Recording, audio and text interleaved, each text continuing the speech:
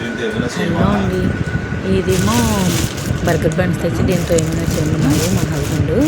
అందుకని చెప్పి ఇది చేద్దాం అనుకుంటున్నాను. మా బాబుకి ఇవి మామూలు మొబైల్లో చూపించమంటే చూపిస్తున్నాను. 5 మినిట్స్లో చేస్తామని చెప్పాను. ఆల్రెడీ చాట్ చేద్దామని చెప్పి గ్రీన్ బటన్ వైట్ బటన్ నానబెట్టి ఉంచాను అనమాట.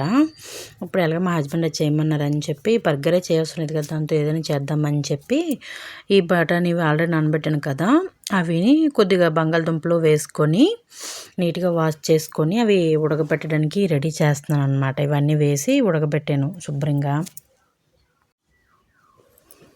ఇంట్లో బాగుంటాయి కదా, చాట్ అయినా దేనికైనా ఒక చాట్ చేసుకుంటే దాంతో చాలా రకాలు తినొచ్చు అనమాట. శుభ్రంగా ఒక 4-5 విజిల్స్ పెట్టుకొని ఉడకబెట్టుకొని పక్కన పెట్టుకున్నాను. అవి బంగాళదుంపలు వేరేగా తీసుకున్నాను. సరిపోయింది కరెక్ట్గా 5-6 విజిల్స్ పెట్టాను. మెత్తగా నీట్గా ఉడికిపోయి సరిపోయి కరెక్ట్గా. బంగాళదుంపలు వేరు చేసేసి బటన్ ఇవి చేశాను అనమాట. ఈ బంగాళదుంపలు వలిచేసి తొక్క తీసేసి అందులో వేసి బాగా మనం పప్పు మెదుపుకుంటాం కదా, దాంతో నీట్గా మదిపాను అనమాట. మెత్తగా అయిపోయింది. మెత్తగా అయిపోయిన తర్వాత ఈ లోపేమొచ్చి ఆనియన్స్, టమాటోలు, పచ్చిమిరపకాయలు కట్ చేసి రెడీగా ఉంచుకున్నాను అనమాట. కొద్దిగా ఒక కళాయిలోనే కొద్దిగా ఆయిల్ తీసుకొని అందులో ఉల్లిపాయలు, కరివేపాకు, పచ్చిమిరపకాయలు బాగా ఏగనివ్వాలండి. ఒక 50-60% ఉడికిపోవాలన్నమాట. ఆనియన్స్ ఏగిపోవాలి. బాగా ఏగిపోయిన తర్వాత మనం టమాటో వేసుకోవాలి. వేసుకున్న తర్వాత కొద్దిగా హైలో పెట్టుకొని మూత పెట్టుకొని బాగా ఉడికించుకోవాలి.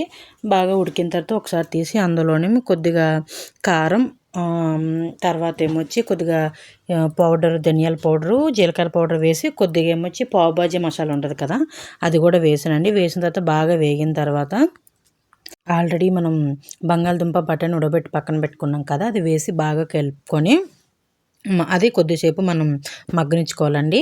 ఇందులో కొద్దిగా సాల్ట్, ఏదైనా మసాలా సరిపోకపోతే కొద్దిగా మసాలా వేసుకొని బాగా ఉడకనివ్వాలి. ఉడికిన తర్వాత కొద్దిగా వాటర్ వేసుకొని ఒక 10 నిమిషాలు మూత పెట్టుకుని ఉడికించుకోవాలండి. అంతే, మనకి ఈ కర్రీ రెడీ అయిపోతుండే. ఇది చాట్ లాగానే తినవచ్చు. అండ్ మనకి ఇలా పావు బాజీ లాగా ఏవైనా బ్రెడ్తో తినడానికైనా రైస్తో తినడానికైనా చాలా బాగుంటుందండి. తర్వాత ఏమొచ్చి నేనేమో బర్గర్ ఉంటుంది కదా, బన్నం నీట్గా కట్ చేసి అవి అటు ఇటు రోస్ట్గా వేపాను అనమాట. చాలా బాగుంటాయండి. ఇంట్లో చేసుకుంటే పిల్లలు కూడా ఇష్టంగా తింటారు. ఇవి కూడా మైదా పిండివి కాదండి, మన గోధుమ పిండితో చేసినవి అనమాట. మంచిదే కదా అని చెప్పి ఎక్కువ శాతం మైదా పిండితో వస్తాయి కదా, అలా కాకుండా మనం ఇవి కూడా ఇప్పుడు వస్తున్నాయి. జాగ్రత్త చూసుకొని తెచ్చుకుంటే బాగుంటుంది అనమాట. ఇవి నేను రిలయన్స్ మార్ట్లో తీసుకున్నాను. చాలా బాగున్నాయి. ఇవి 2 వైపులా రోస్ట్ చేశానండి. చిన్న ఆయిల్ వేసి అటు ఇటు కాల్చాను అనమాట. చాలా బాగుంటుంది. ఉట్టువైనా తినడానికి చాలా బాగుంటుందండి. ఇది కర్రీ వేసి కొద్దిగా ఆనియన్స్ వేసేసి బనలు వేసి ఇచ్చానమాట. చూద్దాం మా హస్బెండ్కి ఎలా ఉంది ఏంటో చెప్తారు రివ్యూ. నేను అలాగ అందరికీ మొత్తం నలుగురు అనమాట. నలుగురికి మా వారు చాస్ తినరు, అందుకని చాస్ వేయలేదు. వేరే దాంట్లో చాస్ ఇది వేసాను. తర్వాత ఏమో కొద్దిగా మైనస్ కూడా ఉంటే అది వేసుకొని వాళ్ళు ఇష్టంగా తింటారు ఇంట్లోని పిల్లలు. అందుకని వాళ్ళకి కొద్దిగా మైనస్ కూడా వేసి మొత్తం ప్లేటింగ్ చేశాను అనమాట మొత్తం నలుగురికి.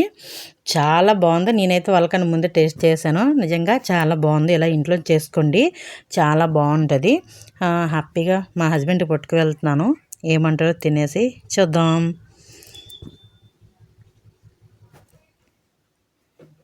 ఇచ్చాను.